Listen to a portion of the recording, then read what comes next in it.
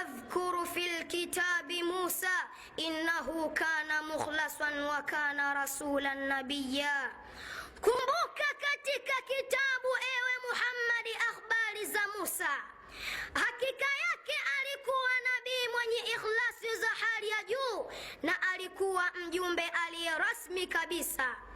Musa ndiyo nabii ambaye Allah amemwambia qad utita su'laka ya Musa, tayari maombi yako yote nimeyakubali ewe Musa.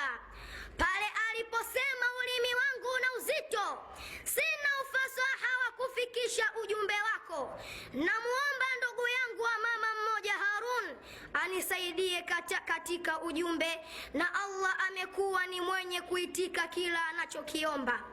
Musa ndiyo nabii ambaye Allah amemwambia katika suratu Safat, salamun ala Musa wa Harun, amani zishuke kwa Musa na ndugu yake Harun, na akathibitisha uumini wao aliposema innahuma min ibadina almu'minun, hakika wote wawili ni katika waja wetu wenye imani kamili. Haikuishia hapo.